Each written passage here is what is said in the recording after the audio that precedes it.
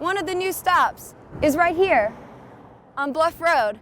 Looking forward with Super Tuesday now behind us. Well, Irvin, the sun will be around another couple days. There's a population of 1,600 international undergrad and graduate students here at USC. Several lawsuits have already been filed against North Carolina, challenging the constitutionality of the bathroom bill. Witnesses are calling the episode a drive-by shooting. They say the occupants of a white Chevy Impala and a burgundy or red Chevy Avalanche drove up and opened fire on the young man. I'll tell you what you can expect going into the weekend up next.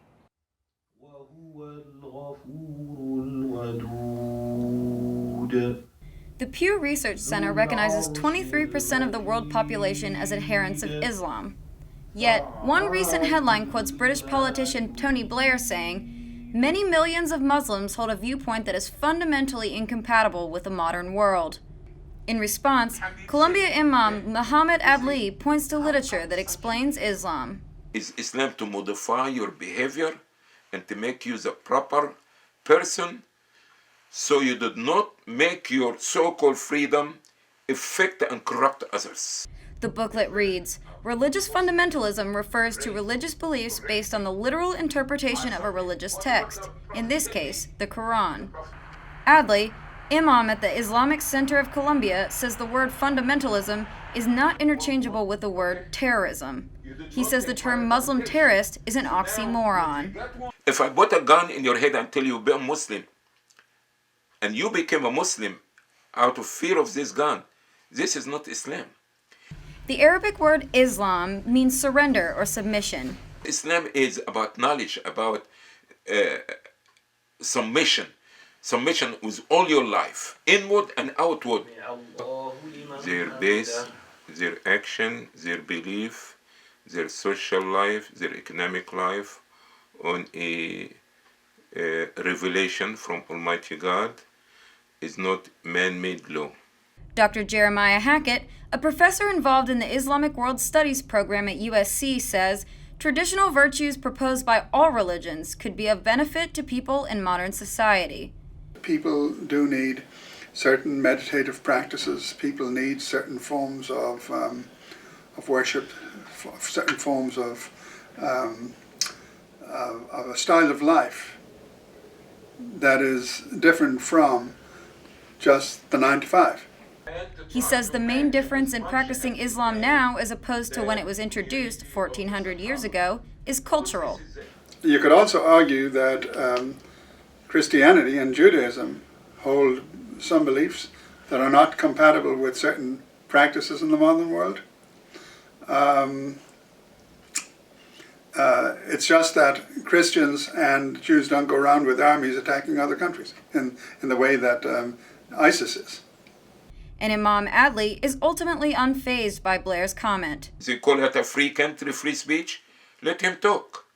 To the ex-prime minister, he says, These people who talking about Muslims, they need to start to check themselves first. And citing ideology common across religions, there is a saying in our language, it says, when you point your finger to somebody, you say, you are this, you are this. In actuality, 4 fingers point back to you. Imam ADLY closes his response. Renée Cooper, Carolina News. Example. And we inviting everybody to look up to the Sahaba. Police say the unidentified male was standing just outside his door when several shots were fired out of 2 passing vehicles. Witnesses are calling the episode a drive-by shooting. They say the occupants of a white Chevy Impala and a burgundy or red Chevy Avalanche drove up and opened fire on the young man. A makeshift memorial was created on Marlborough Street, in the place where the victim of Friday's drive-by shooting collapsed and died. The man's uncle and other Hammond Village tenants gathered around. The victim's uncle does not wish to be identified because he fears retaliation, but he says that his nephew was 29 years old. He showed us 2 bullet holes left behind by his nephew's killers, and says he was sitting in this chair, right next to his nephew, when he was shot and killed. A young man standing near the memorial did not wish to be identified on camera, but wanted people to know that the victim was highly respected and known for taking care of people. Driving away from the scene, we noticed a sign indicating a police substation within the complex. Police spokeswoman Jennifer Timmons says the police substation sign is inaccurate, and there is not a police substation located in the complex. We also noted 3 security cameras that, if active, may have captured video of the shooting. I reached out to Hammond Village regarding the status of the cameras, but did not get a response. Police say investigators have collected evidence from the crime scene and are currently following leads, including working with other law enforcement partners and Richland County Coroner's Office on the case.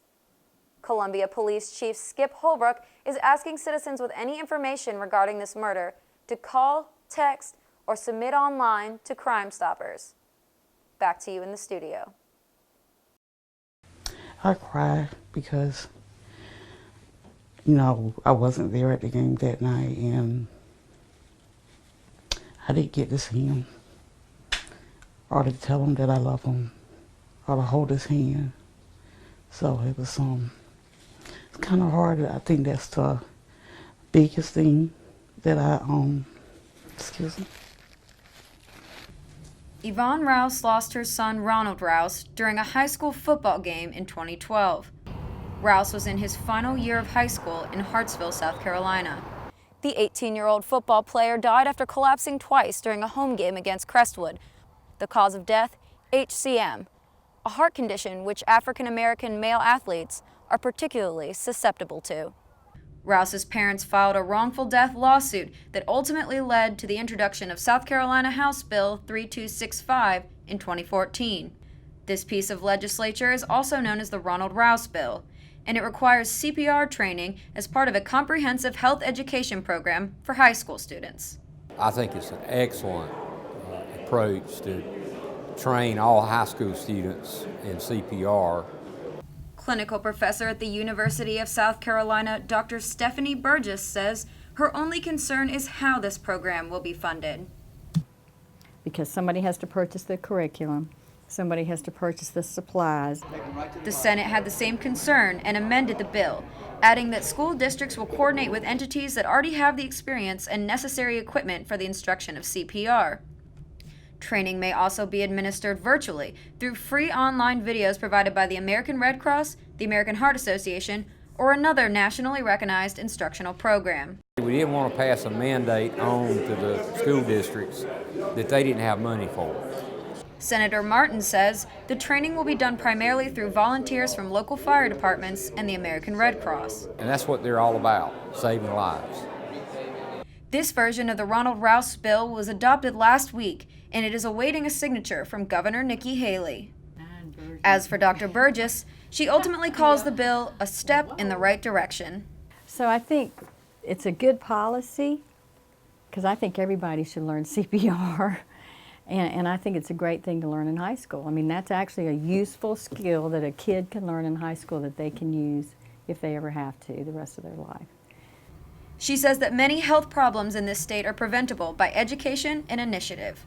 We need to emphasize wellness and prevention, you know, across the board, and that needs to be a cultural shift.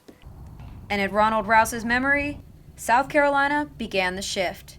Renée Cooper, Carolina News. USC hasn't always been this green. What's now Davis Field used to be a parking lot. But since 2007, USC has been recognized as a tree campus by the National Arbor Day Foundation. It's quite the honor in terms of saying that you've got a campus that actually has greenery on it and isn't all concrete. To be designated as a Tree Campus USA, a university has to meet 5 standards. 1. A campus tree advisory committee must be established, and it has to be representative of all who have a stake in campus trees. We're an urban campus. We have 30,000+ students that use the grounds pretty heavily every day. 2. Develop a written plan for caring for the university's trees. 3. Tree campuses must allocate finances to the care and improvement of their landscape. Standards 4 and 5 involve the celebration of Arbor Day and a service learning project, planting more trees. USC has about 7,000 trees and 90 different species of trees. some of which are over 100 years old. It's like you don't want to go to school in like a concrete jungle. Like it's kind of right? But if you're in a place where it's a lot of kind of green space or trees or kind of aesthetic approaches to the campus, it makes it a nice place to be. Tom Knowles is in charge of environmental services in USC's facilities department. He says the number of trees on USC's campus provides more than shade and oxygen. They have all these sort of intrinsic values that we don't think of, or we can't really put a number or a name or a word on. A lot of people take them for granted, but they certainly do a heck of a lot for us. Environmental professor Dr. Carol Boggs says trees are particularly important on USC's campus. One of the things that they do is to help alleviate the heat island effect, which you get in an urban setting.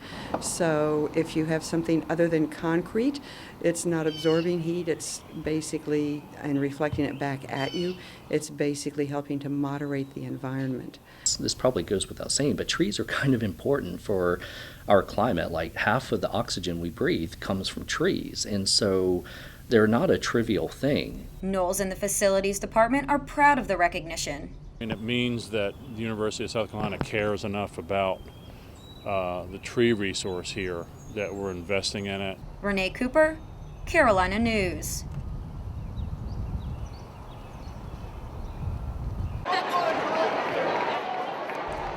The stands were full and the beer was flowing as the Columbia Fireflies christened their home field with a win Thursday night.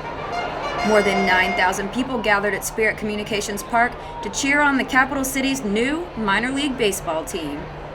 Well, it's no secret that Columbia is super excited for their new baseball team. It's opening night.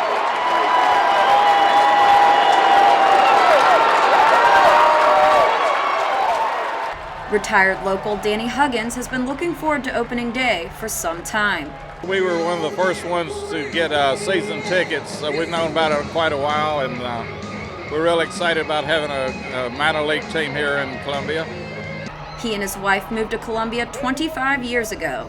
We lived in Jackson, Mississippi. They had a Mets team over there also, and we enjoyed the games over there. But this is a lot nicer facility, and we're looking forward to a great year. But Huggins wasn't the only one in neon green. 9-year-old Freddie Gillens and his sister Anna Logan Gillens were sporting glowing shoes. The young Columbia native had high hopes for the opening game.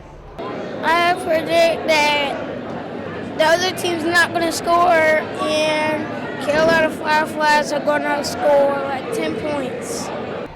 The Fireflies didn't quite meet Gillen's standards, but fans were not disappointed, taking home the W with a final score of 4-1 over the Greenville Drive. Delane Frierson, who has lived in Columbia for 20 years, hopes the new ballpark will bring more than baseball to her city. I'm just glad that Columbia has a baseball stadium and it brings the people together and brings them out. And I hope it's successful. I really do hope it's going to be successful for the city. And after a jam-packed opening night, the season is looking bright for the Fireflies and their glowing fans.